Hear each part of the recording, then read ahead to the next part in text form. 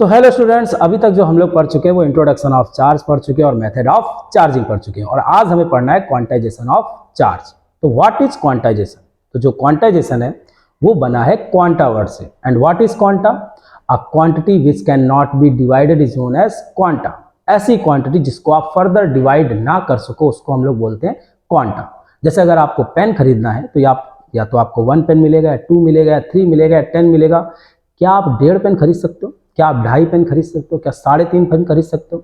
तो इसका मतलब जो पेन है वो आपको हमेशा इंटीजर फॉर्म में ही मिलेगा, या पूरा 1, या पूरा 2, या पूरा 3, या पूरा 10। आपको फ्रैक्शन फॉर्म में पेन कभी नहीं मिलेगा। कुछ चीज़ें होती हैं वो क्वांटाइज नहीं होती। जैसे अगर आपको कद्दू खरीदना है तो आपको आधा किलो भी मिल जाएगा, 1.5 किलो भी मिल जाएगा, 2.5 किलो भी मिल जाएगा, 3.5 किलो मिल जाएगा। तो इसका मतलब वो आपको फ्रैक्शन फॉर्म में मिल रहा है। तो अगर कोई चीज़ इंटीजर फॉर्म में ही मिले, एक फिक्स अमाउंट में ही मिले, तो उसको हम बोलते हैं क्वांटा और उसी को बोलते हैं क्वांटाइजेशन। अब क्वांटाइजेशन ऑफ चार्ज क्या होता है? तो चलो देखते हैं कि क्वांटाइजेशन ऑफ चार्ज क्या होता है। तो हमें आज पढ़ना है क्वांटाइजेशन ऑफ चार्ज। तो चार्ज का क्वांटाइजेशन कैसे है, कैसे चार्ज क्वांटाइज्ड है? तो हम सपोज करते हैं हमारे पास 2 बॉडीज हैं। ये हमारे पास एक एबोनाइट की रॉड और इधर है हमारे पास एक फर ऑफ कैट। तो ये हमारे पास है फर ऑफ कैट और ये है एबोनाइट की रॉड। तो बात करते हैं इस पर। आपके पास 100 प्रोटॉन है और 100 ही इलेक्ट्रॉन है। तो इसका नेट चार्ज बेटा कितना हो गया? 0। सेम अगर इसकी बात करें तो हमारे पास सपोज कर लेते हैं इस पर 200 प्रोटॉन है और 200 ही क्या है? इलेक्ट्रॉन है। तो इसका नेट चार्ज भी क्या है? 0 है। अब हम दोनों बॉडीज को ही क्या देना चाहते हैं? चार्ज देना चाहते हैं।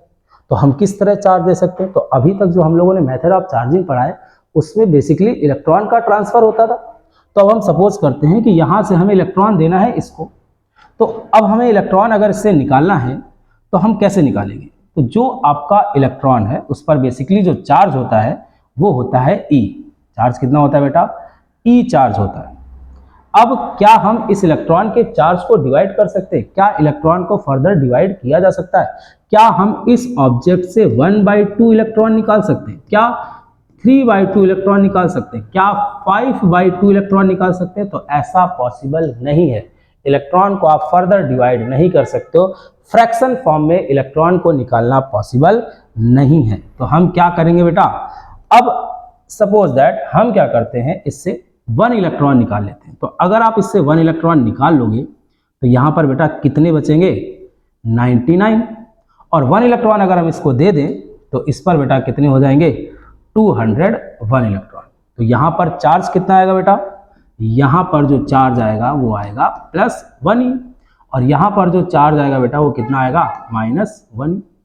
अब सपोज दैट 2 इलेक्ट्रॉन निकाल लेते हैं तो यहाँ पर जो चार्ज आएगा वो +2 ही आएगा जब 2 इलेक्ट्रॉन निकालेंगे।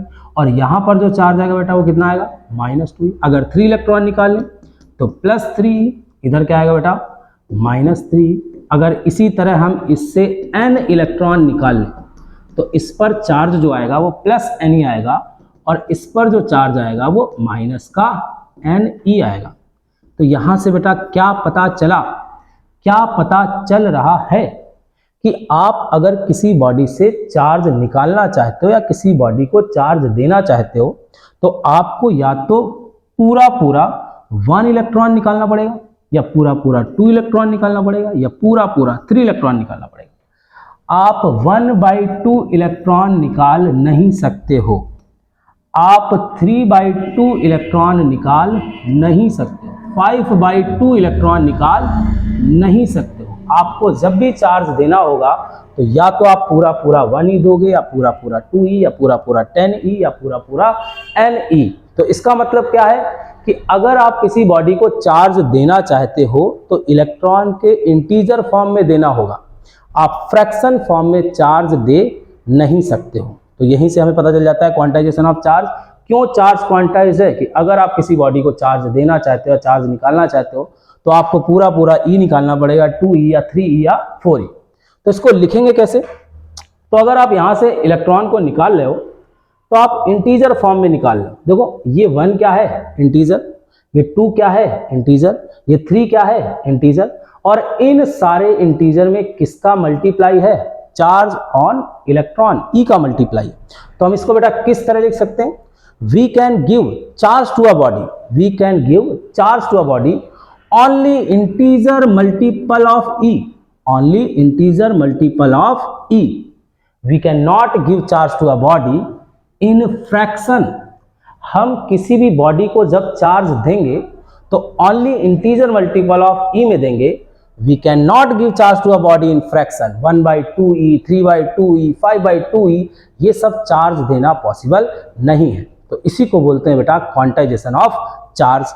तो what is quantization of charge, we can give charge to a body only integer multiple of e, we can not give charge to a body in fraction. अगर हमें चार्ज देना है तो इंटीजर मल्टीपल ऑफ ई में देंगे, 1e, 2e, 3e, 4e।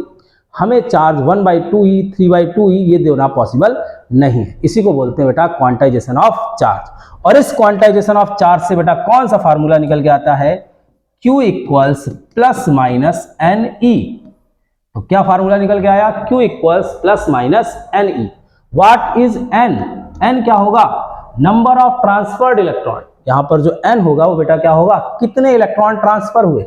अगर आपने N electrons को निकाला है किसी ऑब्जेक्ट से तो उस पर प्लस चार्ज आएगा, और किसी अगर ऑब्जेक्ट को एन इलेक्ट्रॉन दिए हैं तो उस पर क्या आएगा, माइनस चार्ज आएगा। तो यहां से फार्मूला क्या निकल के आता है बेटा, Q equals plus minus n e, where n is number of transferred electron और where E is 1.6 into 10 to the power minus 19 coulomb.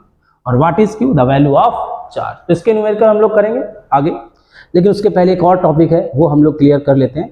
आपका कौन सा टॉपिक है, कंजर्वेशन ऑफ चार्ज। कौन सा टॉपिक बेटा, कंजर्वेशन ऑफ चार्ज। तो what is conservation of charge, तो क्या पढ़ना है हम लोग को, कंजर्वेशन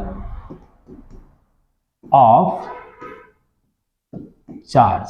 तो हमें क्या पढ़ना है बेटा, आप कंजर्वेशन ऑफ चार्ज। तो कंजर्वेशन में कंजर्व का मतलब क्या होता है, जो चीज संरक्षित हो, जो चीज चेंज ना हो, जिसको बदलना ना हो, जो वैल्यू हमेशा फिक्स रहे, उसी को बोलते हैं कंजर्व। तो what is conservation of charge, तो what is conservation of charge. तो कंजर्वेशन ऑफ क्या चार्ज बोलता है कि अगर आपका कोई आइसोलेटेड सिस्टम है, क्या है बेटा, अगर आपके पास कोई आइसोलेटेड सिस्टम है, सपोज दैट ये हमारे पास एक रॉड है। अब अगर ये आइसोलेटेड का मतलब क्या होता है, आइसोलेटेड का मतलब होता है जो किसी और चीज़ के कनेक्शन में ना हो, टच में ना हो, उसको हम बोलते हैं बेटा क्या, आइसोलेटेड सिस्टम। सपोज दैट ये रॉड है और ये किसी चीज़ से कनेक्ट नहीं है, और इसके अंदर क्या है बेटा, 100 प्रोटॉन है और 100 क्या है, इलेक्ट्रॉन है। अब क्या है, अगर हम इसको टच ना करें तो हम इसके अंदर के इलेक्ट्रॉन को कम भी नहीं कर सकते और ज़्यादा भी नहीं कर सकते। तो इसका मतलब जितना भी इसके अंदर चार्ज है, प्लस 100 इलेक्ट्रॉन है, प्रोटॉन है, उनको हम चेंज नहीं कर सकते हैं। मतलब क्या है, उसको ना हम डिस्ट्रॉय कर सकते हैं, ना वहाँ पर हम चार्ज को प्रोड्यूस कर सकते हैं। तो what is conservation of charge, for an isolated system, system isolated होना चाहिए। For an isolated system neither we can create charge nor we can destroy. तो for an isolated system neither we can create charge nor we can destroy. इसका मतलब है अगर आपका कोई system है और वो क्या है बेटा, आइसोलेटेड है, क्या है बेटा, आइसोलेटेड है, तो हम क्या नहीं कर सकते, ना चार्ज को डिस्ट्रॉय कर सकते हैं, ना चार्ज को प्रोड्यूस कर सकते हैं। तो neither, for an isolated system neither we can create charge nor we can destroy. ये सिंपल सा है कंजर्वेशन ऑफ चार्ज। लेकिन यहां पर एक और चीज आती है, अगर सिस्टम आइसोलेटेड नहीं है तो हम क्या कर सकते हैं, चार्ज को प्रोड्यूस भी कर सकते हैं और चार्ज को डिस्ट्रॉय भी कर सकते हैं। तो समझते हैं कैसे हम लोग चार्ज को डिस्ट्रॉय कर सकते हैं और कैसे हम लोग चार्ज को प्रोड्यूस कर सकते हैं। तो सपोज दैट हमारे पास एक इलेक्ट्रॉन है, क्या है बेटा, इलेक्ट्रॉन, और हमारे पास क्या है बेटा, एक पॉजिट्रॉन है, क्या है बेटा, पॉजिट्रॉन। तो हमारे पास एक इलेक्ट्रॉन है और एक क्या है, पॉजिट्रॉन है। और जब इलेक्ट्रॉन और पॉजिट्रॉन आपस में मिल जाते हैं तो बेटा ये एक दूसरे को क्या कर देते हैं, डिस्ट्रॉय। और जब डिस्ट्रॉय करते हैं तो बनती है दो gamma rays. What is gamma rays, it is electromagnetic wave. जैसे आपका लाइट आपका क्या है, रे है, इसी एनर्जी है, इसी तरह गामा रेज भी क्या है, एनर्जी है, बट इनकी एनर्जी थोड़ी सी क्या होती है, लाइट एनर्जी से काफी ज्यादा होती है, तो उनको हम लोग बोलते हैं गामा रेज। तो इसका मतलब क्या है, जब आपका इलेक्ट्रॉन एक पॉजिट्रॉन से मिलता है तो दोनों ही एक दूसरे को डिस्ट्रॉय कर देते हैं और बनती है एनर्जी, तो गामा रेज, 2 गामा रेज बनती है, एनर्जी बनती है। अब बात करते हैं क्या है इलेक्ट्रॉन और क्या है पॉजिट्रॉन। आप लोग को ये लग रहा होगा कि पॉजिट्रॉन प्रोटॉन होता है, तो पॉजिट्रॉन आपका प्रोटॉन नहीं होता है। प्रोटॉन और पॉजिट्रॉन में बहुत बड़ा डिफरेंस है। तो what is positron? Positron is the anti particle of electron. तो जो पॉजिट्रॉन होता है वो आपका एंटी पार्टिकल होता है, किसका बेटा? इलेक्ट्रॉन का। जैसे अगर प्रोटॉन की बात करोगे तो प्रोटॉन का एंटी पार्टिकल होता है एंटी प्रोटॉन, न्यूट्रॉन का एंटी पार्टिकल होता है एंटी न्यूट्रॉन। इसी तरह इलेक्ट्रॉन का जो एंटी पार्टिकल होता है वो बेटा क्या होता है?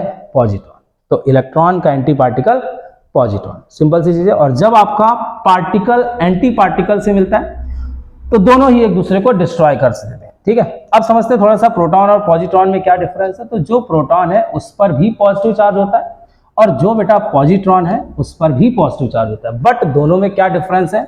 जो प्रोटॉन का मास है वो होता है 1.67 × 10⁻27 kg और जो पॉजिट्रॉन है इसका मास होता है 9.1 × 10⁻31 kg। इसका मतलब ये सेम मास होता है किसके? इलेक्ट्रॉन। सेम मास इलेक्ट्रॉन का, सेम मास पॉजिट्रॉन का। तो इसका मतलब पॉजिट्रॉन और प्रोटॉन सेम नहीं है, दोनों अलग अलग चीजें हैं। और साथ में जो पॉजिट्रॉन है वो इलेक्ट्रॉन का एंटी पार्टिकल है और जब भी पार्टिकल एंटी पार्टिकल से मिलता है तो दोनों ही एक दूसरे को डिस्ट्रॉय कर देते हैं। अगर आप यहां समझना चाहो तो ये भी समझ सकते हो, यहां पर अगर आप देखो =mc² लग गया, मतलब यहां पर पॉजिट्रॉन का भी मास था, इलेक्ट्रॉन का भी मास था और ये कंप्लीटली जो मास है वो बेटा चेंज हो गया एनर्जी में। इसका मतलब यहां पर जो मास है वो कन्वर्ट हो रहा है किसमें? एनर्जी में। तो आप इसका एग्जांपल भी ले सकते हो कि मास जो होता है वो कंप्लीटली किस में कन्वर्ट हो जाता है? एनर्जी में कन्वर्ट हो जाता है।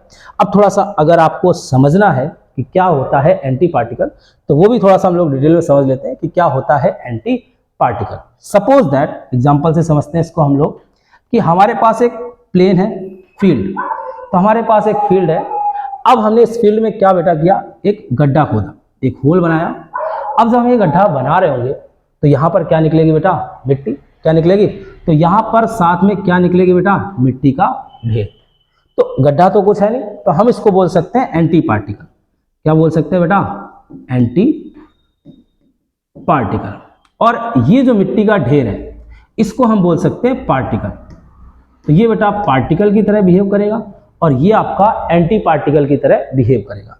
तो शुरू में हमारे पास कुछ नहीं था, हमने गड्ढा खोदा, एनर्जी लगी, तो वहां से दो चीजें बनी, एक आपके पास गड्ढा और एक मिट्टी का ढेर। तो एक आपका बना पार्टिकल और एक बना आपका एंटी पार्टिकल।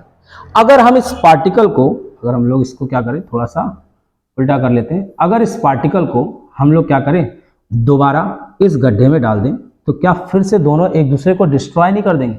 खत्म हो जाएगा, फिर से हमें क्या मिल जाएगा? प्लेन।